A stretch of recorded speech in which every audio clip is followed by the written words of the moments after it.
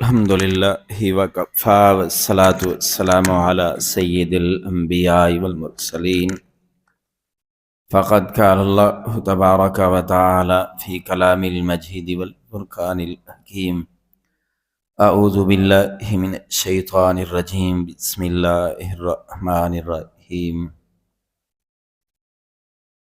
شهر رمضان الذي أنزل فيه القرآن هدى للناس وبينات من الهدى والفرقان فمن شهد منكم الشهر فليصم ومن كان مريضا أو على سفر فعدة من أيام أخر صدق الله مولانا العظيم وبلغنا رسوله النبي الكريم ونحن على ذلك لمن الشاهدين والشاكرين والحمد لله رب العالمين رب اشرح لي صدري ويسر لي امري واحلل عقدة من لساني يفقهوا قولي سبحانك لا علم لنا الا ما علمتنا انك انت العليم الحكيم رب زدني علما رب زدني علما رب زدني علما ان الله وملائكته يصلون على النبي یا ایھا الذین آمنوا صلوا علیہ وسلموا تسلیما۔ تمام ساتھی دل کی گہرائیوں سے بآواز بلند درود پاک پڑھ لیجئے۔ اللہم صلی علی محمد وعلی آل محمد کما صلیت علی ابراہیم وعلی آل ابراہیم انک حمید مجید۔ اللہم بارک علی محمد وعلی آل محمد کما بارکت علی ابراہیم وعلی آل ابراہیم انک حمید مجید۔ ہم سب کی خوش قسمتی ہے کہ اللہ تعالیٰ نے ہمیں اپنی زندگی میں رمضان المبارک کے یہ ایام نصیب فرمائے۔ یہ مہینہ، یہ دن قسمت والوں کے لیے ہیں، یہ دن بڑے بابرکت ہیں، یہ دن ہمارے لیے بڑے نفع کے دن ہیں، فائدے کے دن ہیں۔ رمضان المبارک کا مہینہ اور اس مہینے کی ایک ایک گھڑی، ایک ایک اس کی ساعت ہمارے لیے سعادت سے کم نہیں ہے۔ اس کی عبادتیں، اس کی سعادتیں، اس کے روزے، اس کے نوافل، اس کے صدقات، سخاوت، اس کے اندر کیا ہوا صبر، اس کے اندر کیا ہوا شکر، یہ سب قیمتی سرمایہ ہیں۔ یہ وہ بہت بڑی اللہ کی طرف سے عنایت ہیں، یہ بڑی دولت ہیں۔ اور رمضان المبارک کا مہینہ کہ اس مہینے میں سب سے بڑا عمل تو یہ روزہ رکھنا ہے۔ ان دنوں میں روزے سے بڑا عمل کوئی نہیں ہے۔ ایک روزہ بندہ رکھتا ہے تو ایک روایت کے مطابق اس کے بدلے میں اللہ تعالیٰ انسان کو جہنم سے اتنا دور کر دیتے ہیں جیسے 70 سال کی مسافت جتنا، کہ بندہ 70 سال سفر کرے تو کسی جگہ سے جتنا سفر کرتا ہے اتنا روزے کے بدلے میں اللہ تعالیٰ انسان کو جہنم سے دور کر دیتے ہیں۔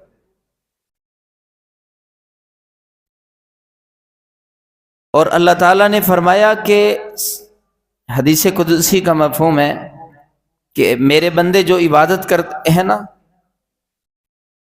ان کی عبادت کا بدلہ حساب کتاب کے مطابق دیا جاتا ہے۔ فرشتے لکھتے ہیں اس نے یہ نیکی کی، اس نیکی کا وزن اتنا ہے، اس نیکی کا بدلہ اتنا ہے۔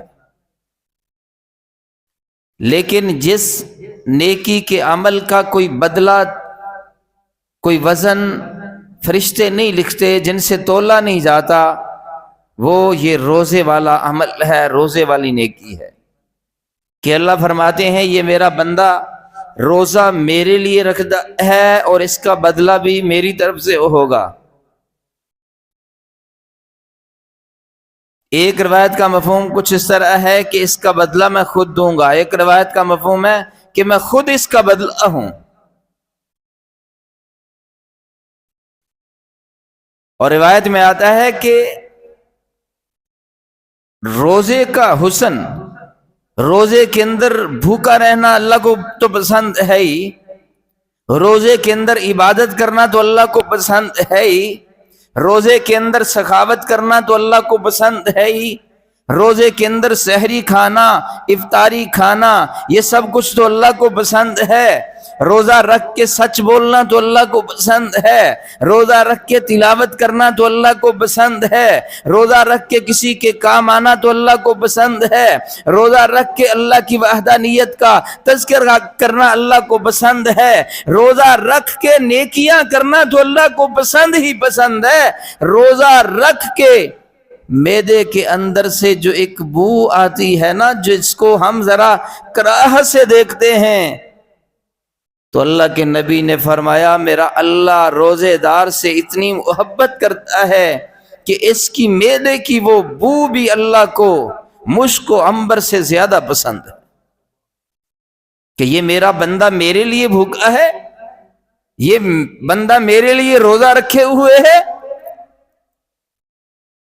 تو اس کا ہر عمل اللہ کو پسند ہے۔ قیامت والے دن جب ہر کوئی چاہے گا کہ ہمیں جنت ملے، مشکلوں سے نکلیں، تکلیفوں سے نکلیں، وہ حشر کے میدان کا قرب و عالم، وہ تکلیف دہ ساعتیں، ایسے موقع پر جو جنت کے دروازے ہیں ان میں ایک دروازہ اللہ نے صرف روزے داروں کے لیے رکھا ہے، جس کا نام ہے ریان، جس کا معنی ہوتا ہے سیراب کرنے والا۔ تو اس وقت جو دنیا میں اللہ کے لیے روزہ رکھتے ہیں، کس کے لیے؟ اللہ کے لیے روزہ رکھتے ہیں، صحیح روزہ رکھتے ہیں، ان کو باب الریان سے آوازیں آئیں گی، جنت کے دروازے سے آوازیں آئیں گی، روزے دارو، روزہ رکھنے والو، آؤ اس دروازے سے گزر کے جنت کے باغوں میں چلے جاؤ۔ کون ہے روزے دار؟ روزہ انسان کو تقوی سکھاتا ہے۔ تقوی کا مطلب، تقوی کا لفظی معنی ہوتا ہے بچنا، ڈرنا، اور شریعت کی اصطلاح میں اللہ سے ڈرنے کو، گناہوں سے بچنے کو، اللہ کی نافرمانی سے بچنے کو تقوی کہتے ہیں۔ تو گویا کہ روزہ انسان کو تقوی سکھاتا ہے کہ ایک انسان سحری کھا لیتا ہے اور اپنے اللہ سے وعدہ کر لیتا ہے، اے اللہ آج کا دن میں روزہ رکھے ہوئے ہوں، تیرے حکم کی وجہ سے سارا دن میں نہ کچھ کھاؤں گا نہ پیوں گا۔ یہ وہ بندہ ہے جس کی جیب میں پیسے ہیں، یہ وہ بندہ ہے جو ہر چیز کھا سکتا ہے، یہ وہ بندہ ہے جس کے گھر میں کھانے کی ساری چیزیں اویلیبل ہیں، یہ وہ بندہ ہے جسے بھوک تڑپا رہی ہے، پیاس ستا رہی ہے، لیکن کھانے کا لقمہ نہیں کھاتا۔ کیوں نہیں کھا رہا؟ کہ اللہ کی نافرمانی سے بچ رہا ہے، اللہ کی نافرمانی سے بچ رہا ہے، اور روزہ ٹوٹنے سے کہ اللہ کا حکم ٹوٹ جائے گا اللہ سے ڈر رہا ہے۔ یہ کیا ہے؟ تقوی۔ یہ کیا ہے؟ سارا دن نہیں نہ کھا رہا کچھ، تو یہ روزہ انسان کو تقوی کی طرف لے کے جا رہا ہے۔ جب یہ روزے کے اندر پریکٹس کرے گا، سحری کے بعد افطاری تک جب یہ حلال، خوشبو والی، خوش ذائقہ چیزیں، پھل، خوش ذائقہ کھانے نہیں کھائے گا، مشروبات ہونے کے باوجود نہیں پیے گا، تو اب یہ روزہ اسے سکھا رہا ہے، روزہ اس کے دل و دماغ میں یہ بات اتار رہا ہے کہ جس رب کے لیے ایک دن مخصوص ٹائم کے اندر تو کھانا نہیں کھا رہا، تو پھل نہیں کھا رہا، کسی مشروب کو اپنے لبوں تک نہیں لا رہا، اسی رب کے لیے عام زندگی میں بھی اس سے ڈر، اس کی نافرمانی نہ کر، اس کی نافرمانی سے بچ، اس کا خوف کھا۔ عام زندگی میں یہاں تو حلال نہیں کھا رہا، عام زندگی میں حرام کے لقمے سے بچ جا۔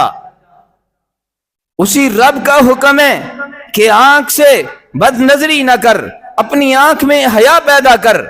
تو یہ تقوی جو روزوں سے ملتا ہے، سیکھتا ہے، تو یہ تقوی اس کا عام زندگی میں بھی اسے فائدہ دے گا، زندگی کے عام دنوں میں بھی یہ اللہ کے حکم کو توڑتے ہوئے ڈرے گا، اللہ کی نافرمانی سے بچے گا۔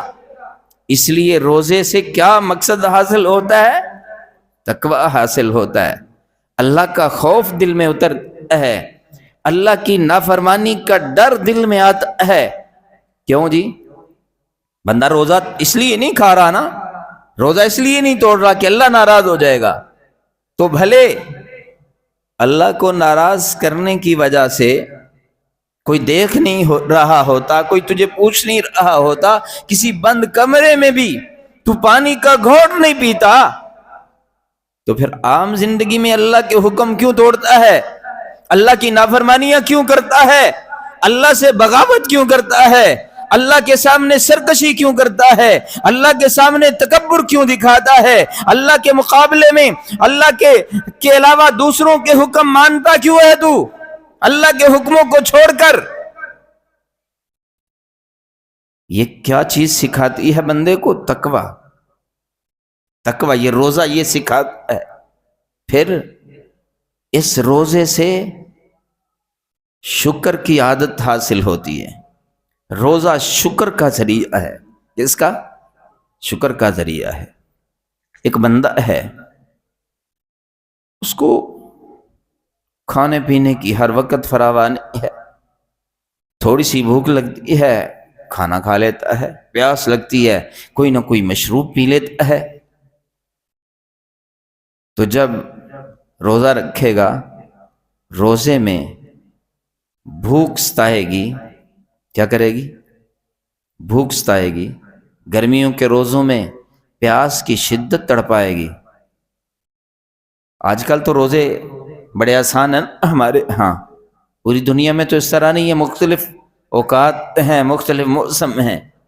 ہمارے ہاں بھی چند سال پہلے جب گرمیوں کے روزے تھے، مجھے یاد ہے کہ پھر گرمیوں کی شدت کی وجہ سے کبھی ہم ٹائم گزاری کے لیے غسل خانے میں جاتے تھے، پانی چلاتے تھے، کبھی کبھی یہاں مل کے اکٹھے ہم دیکھتے تھے کہ ٹائم گزرے، وہ جائیں ٹیوب ویل دیکھیں، جا کے ہاتھوں میں جائیں، ٹائم گزر جائے گا 2-3 گھنٹے کا، پیاس اتنا ستاتی تھی۔ تو جب روزے کے دن آئیں تو وہ بندہ جسے کھانے کی کمی نہیں، پینے کی کمی نہیں، کوئی مسئلہ ہی نہیں، ان دنوں میں جب بھوک لگے گی تو پھر دل میں خیال آئے گا نا کہ بھوک کیا ہے۔ تو جن لوگوں کو اللہ نے تنگ دستی دی ہے، غربت ہے، وہ بھوکے رہتے ہیں، بھوک و افلاس کی زندگی گزار رہے ہیں، تو پھر اس کی وجہ سے جب روزہ رکھے گا، بھوک تڑپائے گی، تو اللہ کا شکر ادا کرنے کا موقع ملے گا نا، کہ بندہ اللہ کا شکر ادا کرے گا، یا اللہ تیرا شکر ہے، یہ تو روزے کی وجہ سے مجھے پتا چلا ہے کہ بھوک کیا چیز ہے، تو تیرا تو شکر ہے کہ تو نے مجھے کبھی بھوک دکھائی نہیں، کبھی بھوک کی نوبت نہیں آئی۔ تو جن گھروں میں 3 دن تک چولہا نہیں جلتا، اللہ ان کا کیا عالم ہوگا، ان کی کیا حالت ہوگی۔ اس لیے اس کی وجہ سے شکر ادا کرنے کا موقع ملتا ہے، روزے کی وجہ سے۔ یہ شکر ادا کرنے کا بہترین عمل ہے۔ جب پیاس لگے گی نا بندے کو تو بندہ نہیں پیتا، تو بندہ سوچتا ہے کہ اللہ اگر پانی جیسی نعمت تو ہم سے چھین لے، ہم پانی سے تڑپ رہے ہوں، پانی نہ ملے، یہ تو ایک دن ہوتا ہے نا سحری سے افطاری تک کا وقت، تو اگر کئی دن پانی کے بغیر گزارنے پڑے تو کیا عالم ہو؟ تو پھر بندہ اللہ کا شکر ادا کرے گا کہ اللہ تیرا شکر ہے، تیرا شکر ہے کہ تو نے ہمیں اپنی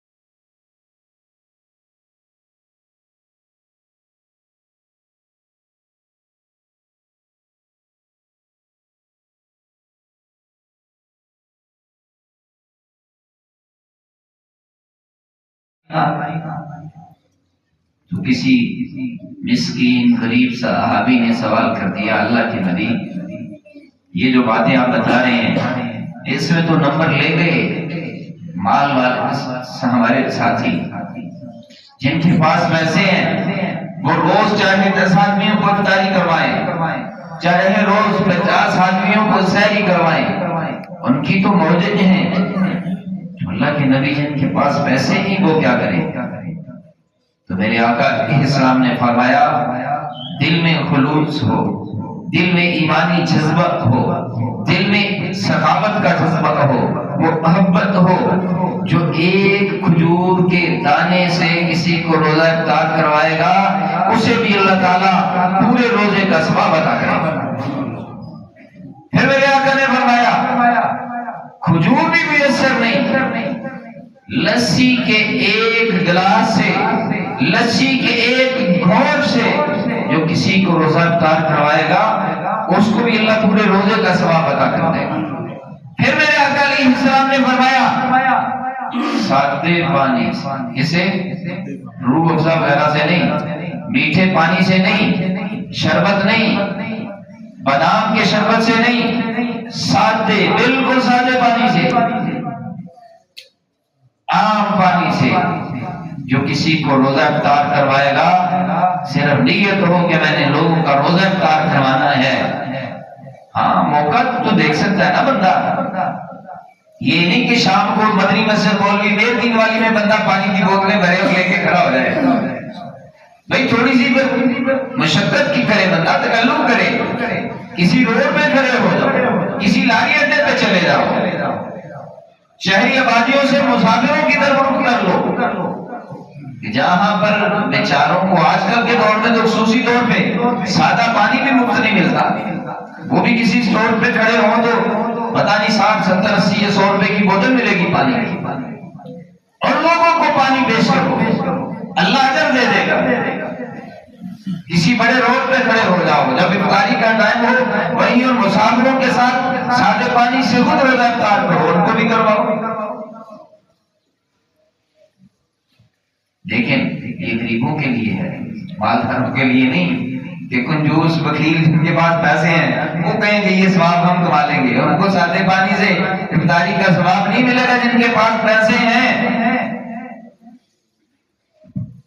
انہیں افطاری کے لیے کسی کا بندوبست کرنا چاہیے کہ کسی کی افطاری کروائے۔